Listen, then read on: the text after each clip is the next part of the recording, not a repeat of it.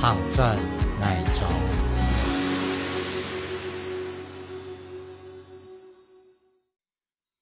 一向游舞的，一向游葫芦，一向一记落体滚到北宫心头。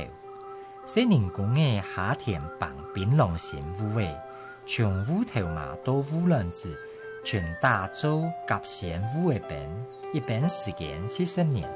太西葫芦由乾坤，浮掉一道天梯参林，神的写诗临江来，卡到戏机跳通，爱两版型。营养全有本，哎呀，光阴难卡葫芦延伸，就让咩唔攀得乌嘅苗东多啊！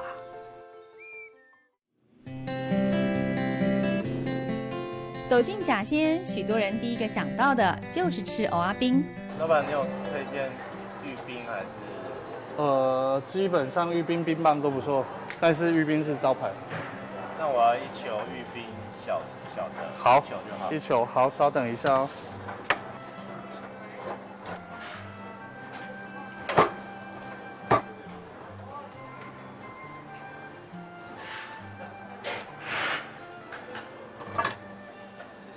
谢谢。这家玉冰店创立了40多年，是甲仙芋头冰的创始店，现在由第2代来接班经营。这芋头淀粉质非常好，其实你看刀子就稍微看得出来，跟砧板有没有切都是粉状的。一般在夏天的话，因为雨水多了，所以芋头你让它长时间泡在水里面哦，它含水量太高的话，说实话就不好吃。然后到秋天雨水少，然后芋头可以在田里面好好的成长。它的淀粉质的含量就会比较多一点，然后比较香啊。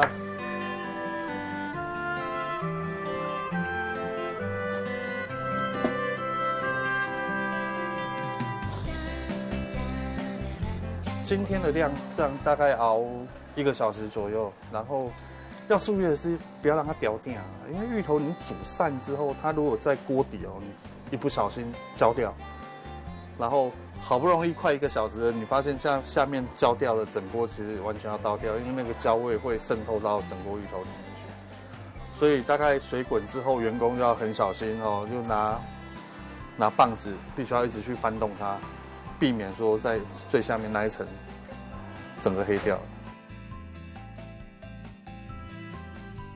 芋头在小火下不停地翻搅，一段时间后加入细糖，继续熬煮到软烂。我们并没有什么额外的一些食品添加物啊，去做调整，你就是一个芋头就见真章，所以甚至连芋头的比例，我们都会依照每一批芋头不一样，我稍微增加一点。像我就跟员工讲，你们都是很有经验，你们知道怎么样对付芋头。我们今天一个 SOP 出来，这个芋头是最基本的一个比例，你要至少要放到这个量。但是你如果觉得今天芋头的淀粉质没那么好的时候，你适度去增加那是没有问题的，但是你不可以往下撒。原本在瑞士念旅馆管理的刘世贤，有一次回国返乡，见到家里的玉冰店生意惨淡，再加上父母亲日渐年老，让他决定不再出国，回家接棒。那时候回到甲仙，发现奇怪，我们家生意好像不对劲，跟我小时候印象差很多。你看到长辈面对生意上的下降，然后你看到他们不知道如何因应，你看到他们手足无措的样子，你会认为说我们必须出来承担。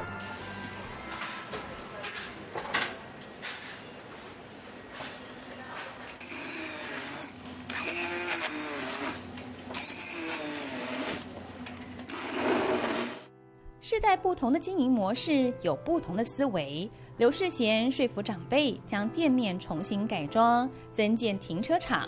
他还寻找行销伙伴，重新开发商品，要求品质，这些都花了他不少的心血。过去这10几年来，其实一步一步刚开始回来的时候，跟老一辈，不管是跟家人、跟员工，其实都起很大的冲突，因为大家的观念会不一样嘛。那我们试着把所有的东西变成了最标准化。其实大家都不能接受。我都习惯这样子做了多久了，你要去改变它。然后年轻的时候可能我脾气比较不好一点，然后争执还蛮大的。那后来待久了吧，也知道这些员工的一些工作的习惯之后，当然我们也会慢慢试着去做调整。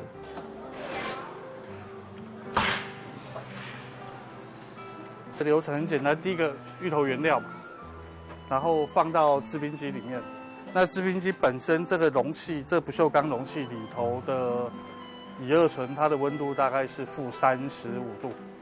然后我们用乙二醇的温度让冰的原料变成冰淇淋。我小时候没这一台啦，就是用手工去搅拌。然后那时候的冰比较，以现在眼光来看比较勾扎比，但事实上它绵密度不好，因为某些部分可能比较硬，某些部分比较软，吃起来口感跟现在那种绵密的芋头冰不一样。绵密的芋头冰放进嘴里，不仅沁凉，口中还充满芋头的香气。现在的芋冰老店不只吃到芋冰，还有各种的芋头产品，芋头糕、芋泥饼都很受到消费者欢迎。其实我最近正在盖一间中央工厂，然后大家会想说，你盖中央工厂干嘛？你生意有那么好吗？其实说实话，生意没有那么好。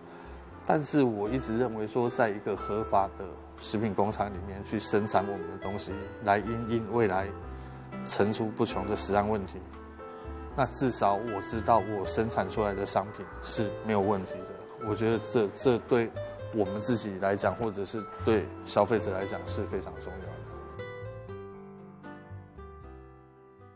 的。哎，烤草，嘿，哎，够啊水呢啊！迄蚵仔袂使卖人，才拢爱卖我。好啊，好啦，好啦。哦，愈来愈水。系啊。哦，足久无看到安尼蚵仔远离咱较近的所在啊。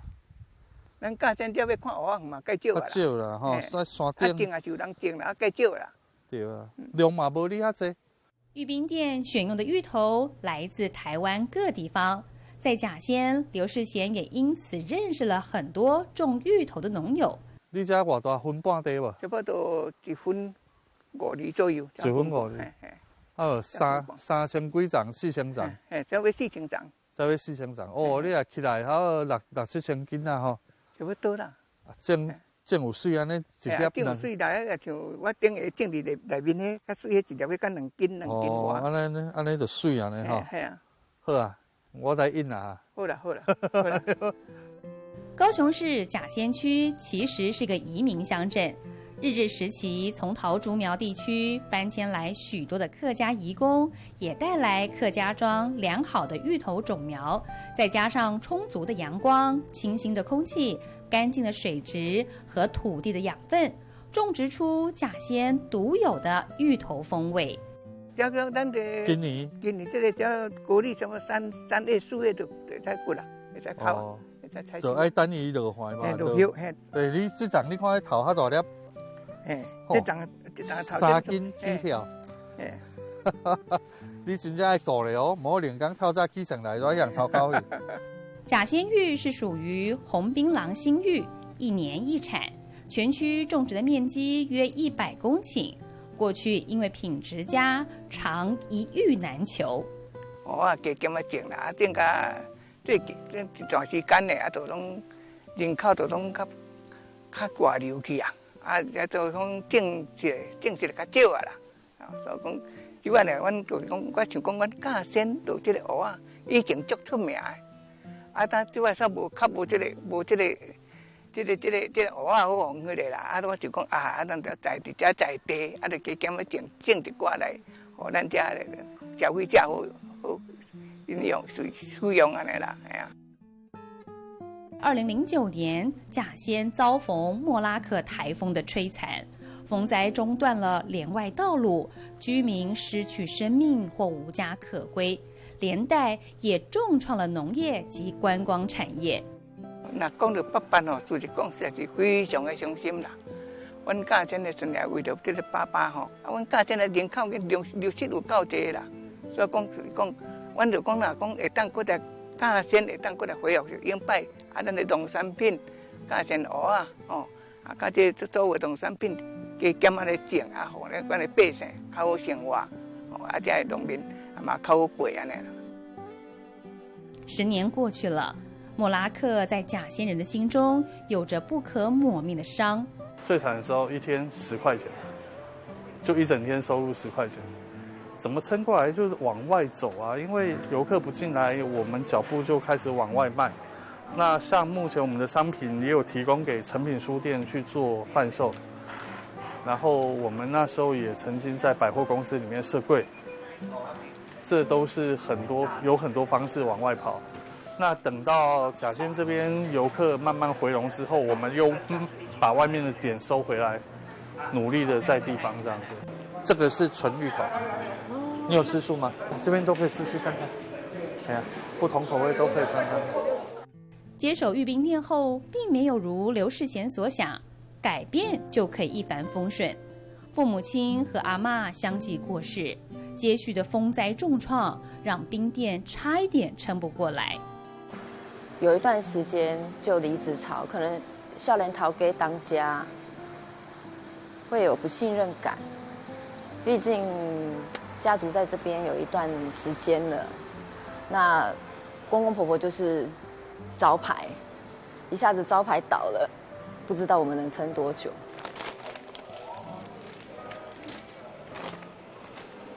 这批要出给成品吗？对对，要出给成品的。老婆杨丽蓉陪着刘世贤撑过冰店最辛苦的时期，她负责柜台，有包装产品，让刘世贤可以专心在后台做玉冰。我父母亲他们是第一个把芋头加工做成芋头冰，所以我们对甲仙芋头冰这4个字，我们那种使命感非常重，然后会分工，就是因为我要镇守在冰品区，我要去确保我手上出去的冰是没有问题的。袋子也是需要再改一下，因为芋头片太大片了，都会把袋子撑破。你要小片谁要？没人要好吗？我的袋子都会撑破啦。那就袋子再换大一点。你看，真的被撑破了。破掉不要出啊，会不会退货？我觉得他非常有责任感，不论是对员工、对家人，可能就是因为他这个责任感哦，导致于说他想要做得更好，包括我们后来盖工厂，他觉得不是他好就好，他希望整个都可以好起来，因为可以带动一个商圈嘛。他的目标是这样啊。我公公影响他很大，所以他觉得要做就大家一起好。甲仙观光最兴盛时，一条街上就有20几家的玉冰店。88风灾之后，玉冰店一家家的关，却也让甲仙商圈更加团结。嗨，草莓，好，我找伟玲，我跟你讨论代志。哦，好啦，你知影这吗？你看卖。先这啊。好啊。所以就趁这届通到天地，啊，咱来做一个优惠。对啊。这就原本咱内部的活动嘛。后来公部门介入，说要帮我们印刮 DM， 系啊，所以讲对咱嘛是有帮助。像咱在地的脸书的社团啦，还是其他的所在来做，多重曝光啊，咱也有其他的管道，咱就尽量让人可以知影讲，咱有在做安尼活动。莫拉克让南横重创，10年后终于要开通到天池的路段，这个消息让甲仙人雀跃。刘世贤召集商圈的好朋友，希望这一波开通的风潮可以为甲仙带来更多的观光商机。都是第2代啦，哎呀，基本上都算是第2代了。然后其实甲仙也没有什么同行竞争，没有这一类的那个，大家都老街坊，哎呀，都是在这边土生土长长大的，也没有外来的人，然后彼此也都认识。我们之前我们大家共同的共识就是说，我们大家要做的不是说，我市占率20%，我要抢到25%，我要抢到30%，不是这样子。因为当你市占率增加的时候，当然有人会后退嘛。可是我们商圈的共同想法是，我们为什么不把饼做大？你20%，你还是20%，但是当饼变大的时候，20%相对的也增大很多。这是我们共同的想法，而且大家也很努力的往这条路在走。曾经的没落与风雨打不倒假仙人，冷淡无人造访的日子，大家也一同熬了过去。未来的假仙在大家相互团结下，继续往前迈进。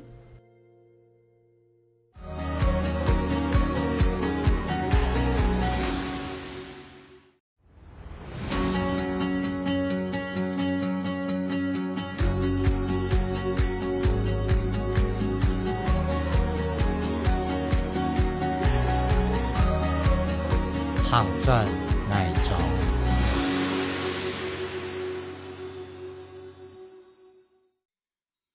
一向游舞的吉祥游葫芦，一向一旗落体滚到北宫心头。西宁宫的夏天傍槟榔神舞会，从舞头嘛到舞轮子，全打造甲仙舞的边，一边时间40年。太西葫芦由乾坤，浮掉一道天梯参林，神的写诗临江来，卡到戏机跳通，爱两版型，阴阳全有本。哎呀，光阴难卡葫芦延伸，就用咩唔攀得乌的苗东多啊！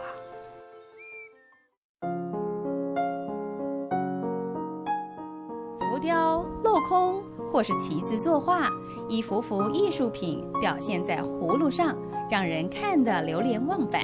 很多人会来看我们葫芦买葫芦，就这样，他很多吉祥的意象都在葫芦身上。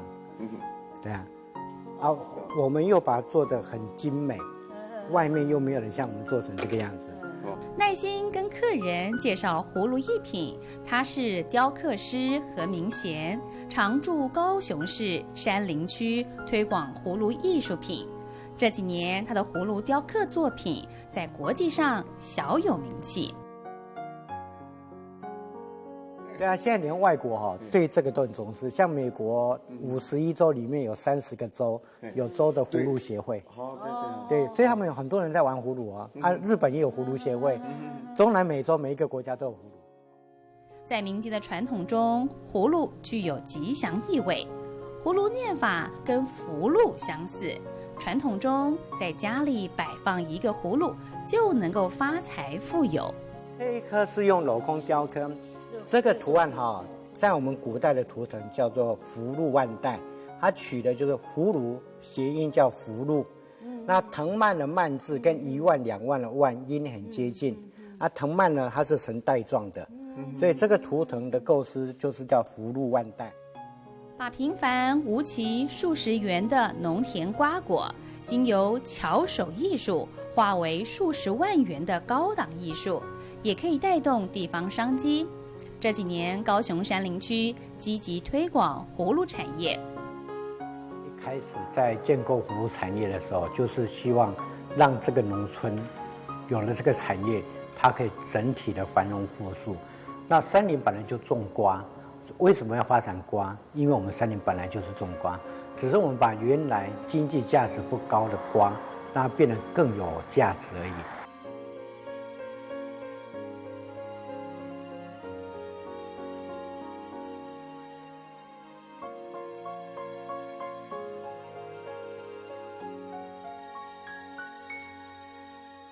从水墨绘画到雕刻，何明贤专注地用一笔一刀在葫芦上尽情发挥创意，这可得要有扎实的基本功。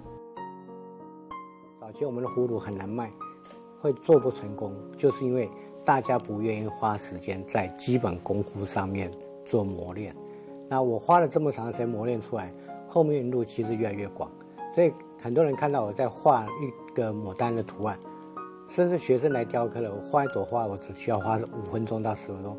学生说：“老师你画好快。”我说：“我每天都画几百朵，对我来讲，画一朵花我当然画很快。”那这个就是累积出来的功力。现在的何明贤对于葫芦创作有着源源不绝的想法，他的葫芦不只有中华文化的元素，也加入了许多中东、西洋、日本等异国的符号。东西文化在葫芦上相遇，交错出跨国际的精品。所以我一开始做葫芦的时候，还好之前对这方面有一些研究，那我就既然要做，就把它做最顶尖的。那最顶尖，你涉猎领域就很广。所以我除了表现出来的绘画之外，其实每天都要花一定的时间去不断的进修。你包含对全世界的艺术市场，你都要有所了解，这样这条路才会走得更宽更广。有了基本功法和文化的底蕴，要发展地方产业就不能没有场地。草创时期，何明贤买下老家旁的废弃工厂，装修成葫芦基地，在这里做葫芦、刻葫芦、卖葫芦。他相信山林可以有更好的发展。虽然它不是一个很好的销售场地，可是我很清楚富在深山有远亲这个道理。你的东西够精美，人家不远千里而来找你。所以当我们做到民国100年的时候，我这里曾经一天6部游览车、10部游览车，每天就这样子进来。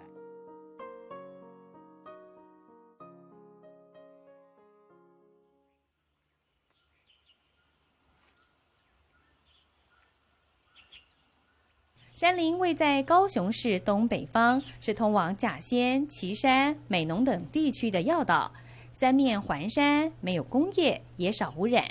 这里的居民有60%以上是客家人，大多务农，以种瓜为主。那这个要这样子要扶正了，因为它一个蔓藤哈，差不多长一个出来，这样横着这样闪状出来，才会比较漂亮。山林的气候相当适合葫芦的生长，阳光充足，温度适切，生长的葫芦品质特别好。我们种葫芦啊，会有圃地跟棚架是2种管理，因为瓜型有分大小，它有些瓜型一颗大概10几公斤到30几公斤，那这种瓜型啊，如果搭棚架，它撑不住，它那个瓜长出来，我还要搬板凳给它做。现在导览种瓜，何明贤讲得头头是道，很难想象他之前是个职业军人，退伍后回乡，他发现山林10多年都没有变化。我是国中毕业之后就念军校了，然后军校从军中服役退役回来，一看哇，我的家乡跟我离开的时候一模一样，都没有长进。那我们就想，将来这个乡怎么发展会是好的？所以我们在93年成立爱乡协会，就是想帮山林找一个可以发展的产业。山林给人的印象就是一个路过的地方，这里观光产业薄弱。1997年，山林新庄国小的校长陈文良和工艺坊老师在当地推广葫芦，作为一乡一特色。何明贤特地去跟老师学做葫芦雕刻，还要亲自种葫芦。这个是我们自己家种的，每年我们一定都会自己种一批，这个是我们在比较稳定收入的东西，那量不会很大，那更多量的话，我们就会开始分给农民去种，一分地收200颗瓜，可是他看我一分地要收500颗瓜，他就想要收500颗瓜，所以我们也只会收200颗瓜，那用带头示范的方式告诉农民，叫农民跟着做。这是我们每年都要种的一个很大的关键。那今日来地洞吼，可以加条条理呢，加网的啊。也有。唔该，款咱再讲吼啊，愈留来也无话啊。你看，国材料是款啊。伊啊，伊咧跳上以后，愈参会粒袂有啦。对啊。对啊。葫芦雕的经济价值高，何明贤预估以100公顷的葫芦田来看，可以创造10亿的年产值。而葫芦要能够成为地方的大型产业，就得当地农民一起加入。生产的葫芦不仅要充足，得还要品质好。那这种都是要这样子两边一直长，一边它会一粒一粒长起来，就会很好看。那如果这一个我们已经看到它已经长出来，而且果形蛮漂亮又蛮健康的，那后面这边只要长出来就得剪掉。那如果它同时长出来，那都还不错。那我就会再观察一段时间。为什么我种葫芦跟农民种的管理模式不一样？因为农民反正果量越多越好嘛。那果长得漂不漂亮没关系，反正有人买就可以了。啊，不够漂亮自己吃也可以。可是我们在雕刻了，它的果形若越漂亮，我们雕刻起来它看起来会更高档。采收下来的葫芦，接着要浸泡发酵，从采收到处理能使用，要耗费相当长的时间。像第一个就看颜色，就发酵完之后，它的皮必须要掉得很干净。啊，那像这个是没有钻孔的，那我们就摇看看。啊，再摇它里面是脱离的，里面可以听到声音。那这个就是完整的。那过来就是它泡的时候，它颜色发酵，其实它颜色不会很漂亮。后面还有其他程序要把它颜色处理到很漂亮。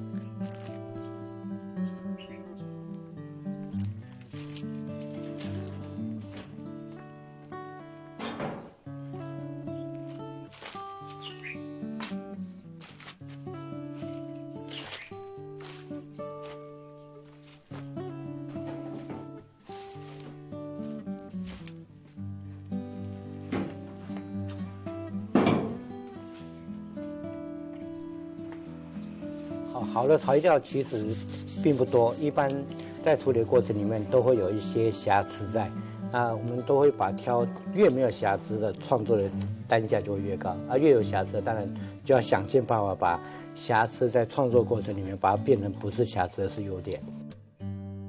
各式的葫芦经过洗刷后再进行晾干，干燥后的葫芦会呈现淡黄色，再进行分类筛选，就可以依照葫芦的形状跟大小进行雕刻、上画，进行创作。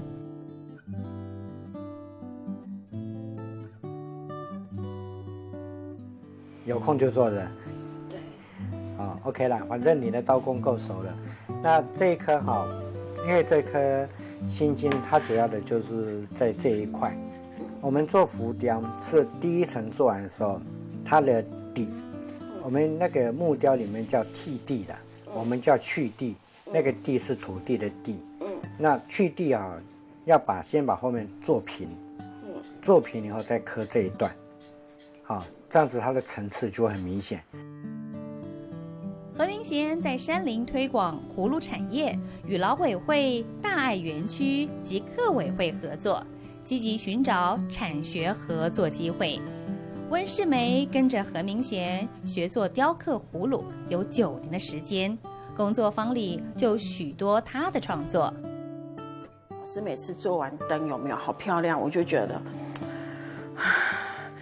得我一定要把它，一定要做属于我自己的作品，对，然后就慢慢的就去做一些简单的镂空，然后后来就越做越有兴趣。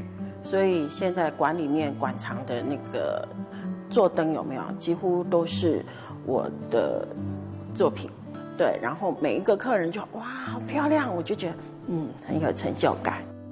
一颗葫芦，一把雕刻刀，温世梅就栽进了葫芦艺术的世界。现在他是何明贤最佳的左右手，也帮工坊赚进了不少收入。那个时候我才刚接触葫芦，大概几个月而已。然后因为山林区公所有一批450颗的订单，然后呢，桃园福伦社又订了20几颗大颗的订单，450颗全部都要纯手工刻，因为有交货的期限的那个压力，所以呢，每天晚上都刻到凌晨3、4点。那对于初学者刚来学，你不可能教做高阶的作品，所以他有小商品可以做，他就会有稳定的收入。当他的技艺越来越精湛的时候，他也可以越做越高阶。所以我们在一边拓展市场的时候，同时一边培训人才，那这样子对产业的永续发展才有可能。